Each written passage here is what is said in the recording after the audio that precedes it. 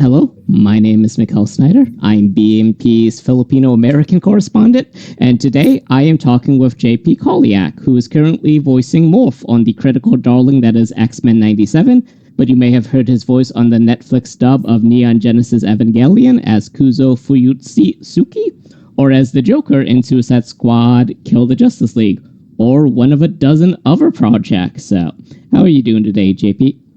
I'm good. How are you? It is hot, it is rainy, and we live in a capitalist hellscape. So, usual things. Yay! Very excited to be talking to you today, though. Excited about your corpus of work and talking about more specifically. But let's start with the broad strokes of your career. So, based on what I was able to glean off the internet, you sort of got your start in video games and then pivoted into animated films and then series. Was the dream always to become a voice actor? Like, how did this all happen?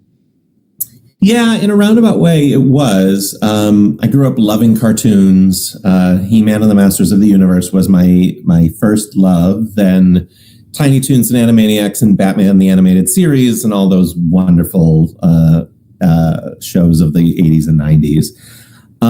But I was under the impression that in order to be hired to do voiceover, you had to be a famous on-camera actor. And I blame Robin Williams for that belief.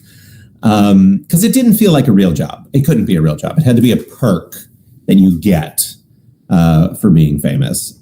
So that's sort of the trajectory that I went on. Was like, okay, I'm going to go to college to learn how to become an on-camera actor, and then I'm going to go to Hollywood and be famous.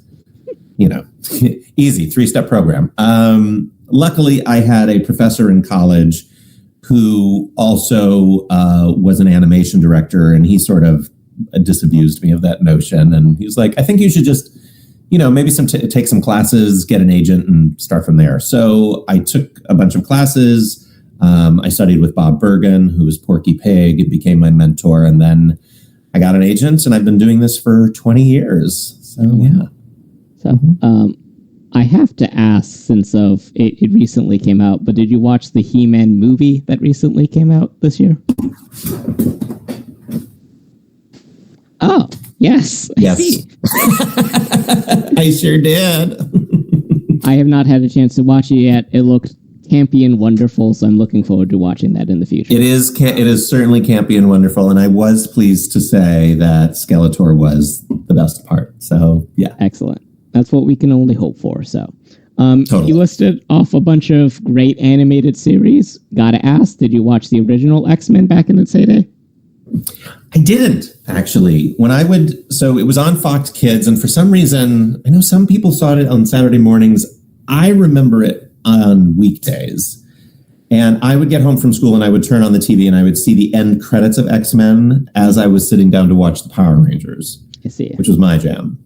But then once the movies came along, then I really got invested in those. And then as YouTube and Wikipedia came along, I was like doing deep dives, being like, who's that? What's that? Tell me all about these things. So I sort of became a fan of the comics, like surrounding all of the media around it, and picking and lore diving and all of that. So, and now when the audition came along for 97, I went back and I actually watched for the first time a lot of the series and was like, oh, now this all makes sense. So, what was that casting process like? Did you just see an open call sheet for the audition and toss your hat into the ring? Did your agent help you out? Like, what were the details there? It was an audition I got from my agent. It was heavily codenamed, though it was, they told me, they were like, so this character, I think the character was like Steve or Bob or something like that. But they were like, so this is X-Men and the character is Morph and this is the direction they're going in. And so I just, I submitted an audition. I think I had a callback or two. And this was all during lockdown. So I was just auditioning from this blue booth behind me, and hoping for the best. And this is even where I recorded almost all of the first season. Oh, wow. Actually, no, all of the first season. So, yeah. Did you get a slightly bigger box for the second season? No, it's still this box.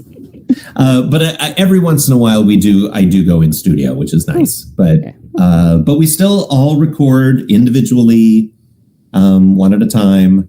And the coolest part of this is really getting to the premiere or the cast and crew screening and getting to see the credits and being like, oh, this was this person, this was this person, and then actually getting to hang out with the rest of the cast, because during the making and recording process, we don't ever meet each other or see each other. It's only once the show comes out and we do conventions and events and stuff that we really get to hang out and enjoy each other's company. Like each of you has a piece of the puzzle and you don't get to see the big picture until the very, very end of it all. Totally. And that's even true of Morph, because when Morph changes into somebody else is often voicing that. So I don't even know the complete picture of my character until the thing comes out. Oh, goodness gracious. Well, pivoting to Morph, as someone who is also non-binary and was helped into that realization thanks to Young Justice's Violet Hopper, I really appreciate the growing representation of the identity within media. What are the challenges and the joys of playing a canonically non-binary character, such as Morph, insofar as trying to capture that identity within the 1997 context of the show, and then also the greater 2026 reality that we live in? I mean, it's not really hard for me to capture Morph, truly, because even from the moment I got the specs for the audition, this was a non-binary person who is figuring out their gender and sexuality in the 90s and using humor to push through past trauma. I was like, it's me. Cool. Which is why this is Morph's voice. I don't do anything additional. I just use my own speaking voice because we line up so similarly. And I think there's something really healing and reparative about doing this character now and thinking about how seeing this character in the 90s would have so helped me. It would have been so healing for that teenager to witness this character. So I think it's a testament to the show and the team behind it that they found a lot of authentic actors for this iteration to really like Holly for Jubilee or Isaac for Bishop, where we don't have to so much think about what the authenticity means. We live it, so we know it. Yeah. And then and without having to focus on it, we can just focus on, the missions, the friendships, the relationships, like all the other stuff. To that point, the 97 voice cast is the sort of mix of the original voice cast and then the new blood, so to speak. How did it feel stepping into this legacy role of this fan favorite character and then getting to put your own spin on it alongside other people doing a similar thing, or in some cases doing the thing that they had been doing for decades? Yeah, it's so cool. It's such a weird once in a lifetime kind of experience where we're getting that point of view and perspective from the original cast while also forging our own pathways. And it's, as I said, it is my favorite part because it is much like the actual X-Men, just a weird little chosen family band of weirdos. So, and everybody has some fascinating and interesting stories, from their earlier years and day jobs and strange things that they've done all over. Like Lenore Zahn, who plays Rogue, was a Canadian MP in Parliament. No big deal. People were in rock bands. People have toured, toured the country in theater, done all sorts of stuff. So it's fascinating to just enjoy all of that experience with everybody. How much of your performance of Morph was sort of informed by your own authentic self and then also the original seedlings of that original depiction in the original series? Yeah. So, I've played a bunch of legacy characters, and each of those casting breakdowns comes with their own level of how close they want you to hew to the original. Like when I played Boss Baby, they wanted an exact match. When I played Wile E. Coyote, because most people don't associate Wile E. Coyote with a voice, I had a little more freedom in Gimme Room. And this one was similar to that in the sense that they weren't so precious about me sounding exactly like Ron Rubin from the original show. It was more about making it my own, especially now that his gender identity was a part of it. And if anything, just capturing the laugh that Ron did, the little cackle. So it was a bit of a mix. I really, I kind of just focused on making the character my own, but I certainly watched all of Ron's performances from the original just to make sure I wasn't veering way out into left field. This is a question that I only am now thinking about, but how hard is it to replicate a laugh? It's actually my favorite thing. I feel like it's so, and I think it's because of my love of the Joker, specifically Mark Hamill's, and how Mark would use, so like his Joker has so many different laughs. Some that make him zanier, some that make him darker and more sinister. There's all sorts of different things. And when I've played the Joker in the past, what's been interesting for me, especially when I did it for Suicide Squad Kills the Justice League, where it was an Elseworlds Joker, I was really using my laugh to pay homage to previous Jokers without making it be like, oh, I'm trying to do Mark's Joker, or Heath's Joker, or Caesar's Joker, or Jack's Joker, whoever. So it was just, finding all those little touches to sprinkle in there. And I do think that with Morph, that laugh is that hat tip to Ron and to the 90s series as never forget where we came from. Like none of this would be possible without the foundation that they've built. All right, gonna talk more about 97 now specifically. I'm gonna avoid talking about season 2 because as of this interview, 4 episodes have come out. I've watched 3 of them, and I don't want to spoil that for anyone at all, and I'm not gonna risk it. So great. I just watched 4 this morning, and I'm gonna say nothing. About favorite moments from season 1, whether they are Morph related, whether they are just sort of general plot points that you really enjoyed watching as they come together. Like what stuck out? Oh, there's so many. I had 7 just flash through my brain. I think episode 5, the Remember It episode, the Genosha episode, is so powerful, and it really took the show from being a good continuation of the original and turning it into its own thing. Really making it like, this is more than just like a fun continuation of the X-Men. This is a deep and adult commentary on society and the things that underrepresented and marginalized people face. So that I felt was beautiful. I think one of my favorite Morph scenes is actually one that I did not portray. It's when Morph changes into Jean Grey the first time in episode 1. Oh. And is sort of poking the bear and teasing Logan about his hopeless infatuation with Jean. I think that really established their relationship and their friendship in a really cool way. That this is this guy with adamantium claws that could gut anybody, in a minute.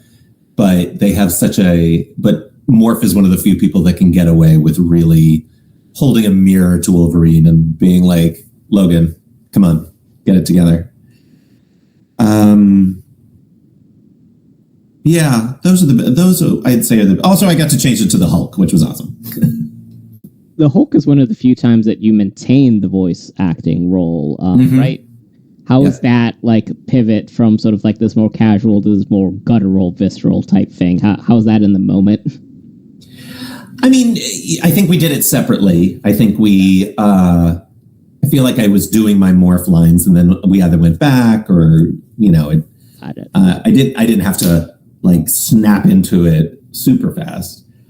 But it's fun to be able to put my own stamp on what that character sounds like, especially the Hulk, which years ago, I was in an episode of Hulk and the Agents of Smash, which was an animated Marvel show with Red Hulk and regular Hulk and Scar and, all just fighting crime and stuff. And I was Doc Samson.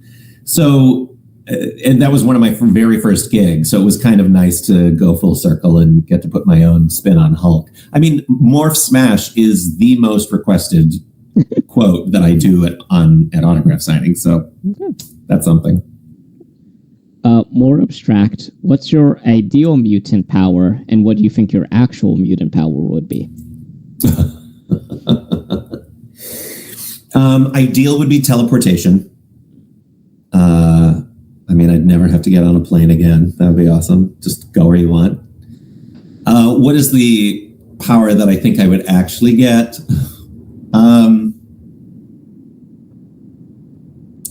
Well, it's the power that I believe I have, which is crafting an exceptional playlist. What's on said playlist right now? What's currently on repeat in the JP radio? Oh, geez. So Madonna has a new album out, and it's the first time, admittedly, that I've been excited about a Madonna album in maybe 20 years. So I'm kind of revisiting the whole canon of Madonna music from way back in the 80s and just kind of working my way forward. So that's been fun. It's very nostalgic.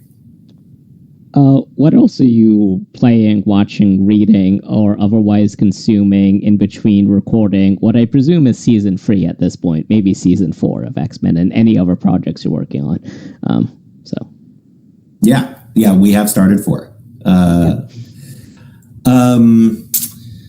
What am I watching?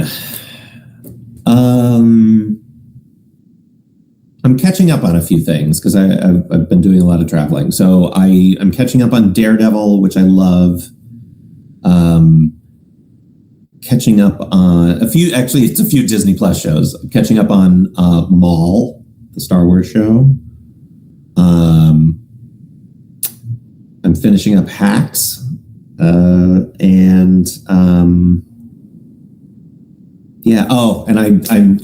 trying to figure out a way that I can watch The Vampire Lestat without having to download another streaming platform. But it's really good.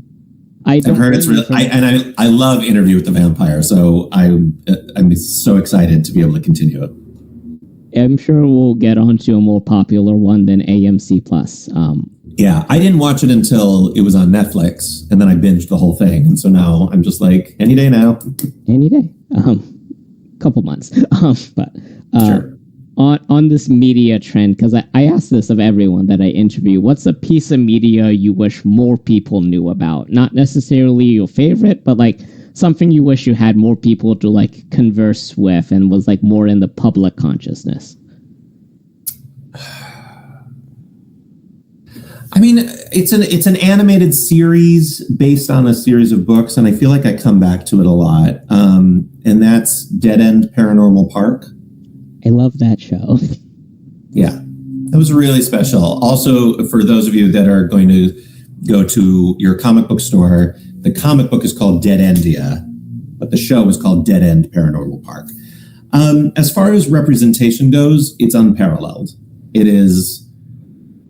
And it's so authentic and so beautifully told, and it's funny and silly and campy and a bit spooky, and it has such a rich lore that it builds. It was great, and the art style is just so cute. I actually have a little stuffed Pugsley, the dog with the fez. Yeah, I mean, I would happily own all of them as little stuffed characters because they're all so cute.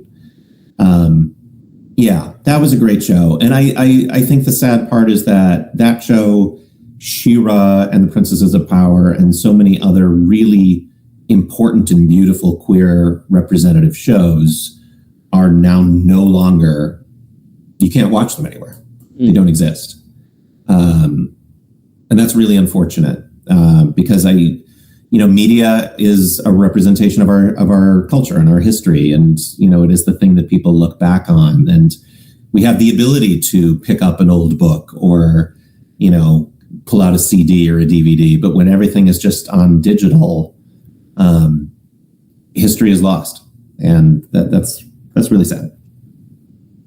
So here's hoping for Blu-ray sets for all of X-Men 97. I think they have season 1, so we just need seasons 2 onward.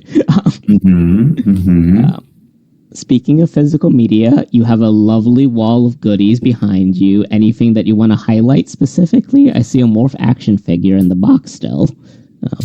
Yes. So it goes in tiers. The top shelf are all my favorite Saturday morning villains. Nice. Joker and Skeletor have places of honor. That second shelf, that's all a tribute to my wedding, which also includes Skeletor and I don't know if you can see her, and Dolly Parton. My husband is a huge fan of Dolly Parton, so those are our two avatars. The third shelf is basically my credits. That's my resume. So it's Morph, it's Boss Baby, it's Joker, it's Smurfs, it's all of that stuff. The fourth shelf, I have some downed action figures because they fell off the top, but these are all the Funkos of legacy characters that I've played. Okay. So any sound-alike I've done. And then the bottom shelf is just kind of my catch-all. Yeah. It's a good shelf. Thank you.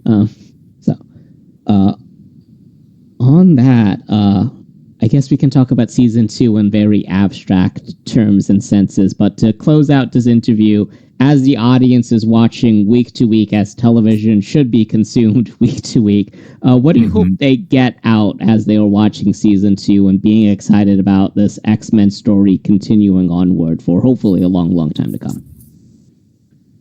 Okay, well, I'll start with specifically about Morph, and then I'll go to the broader show. I think for Morph, I hope they get to see more dimension of Morph.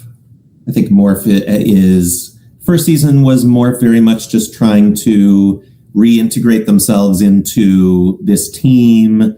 They had just rejoined at the end of the original series, so there is that little bit of not wanting to rock the boat and just being funny.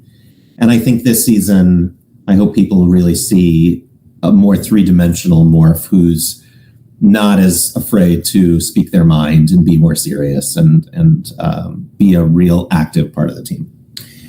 And for the series as a whole, I think my hope is that the show always holds a mirror up to society and the importance of advocating for the underrepresented and marginalized people, whether they be mutants or queer people or whatever. So that's my hope. Based on what I've seen, and this isn't a spoiler, I think it does do that, and I'm looking forward to see how it continues to hold up that mirror. And we live in a very interesting time, unfortunately, so that mirror is eerily accurate in ways that I wish it wasn't, but it does give me hope that we have media that's willing to address that type of stuff, even if it is in metaphor of mutants and whatnot. It's still potent, it's still powerful. I was more of a DC kid growing up, but like this 97, I'm saving watching so that way I can do it Saturday morning, because that's the feeling, and that's the best feeling in the world, honestly. So, totally. Before we close out, anything else you want to share with the audience, generically speaking, or? Not particularly. Yeah, I mean, the thing that I always love to mention is I'm a co-founder of this organization, Nerds Vote, and we're a nonpartisan organization to encourage cosplayers, con-goers, comic book readers, gamers, pop culture fans of all kinds, aka nerds, to get registered and get voting in every election, every time. So visit nerdsvote.com and get registered to vote, because the only way that we can fight the good fight that the X-Men are fighting and make sure that everybody's considered equal is if we get to the polls and vote. as it goes sometimes. So thank you so much for your time. I'm going to stop the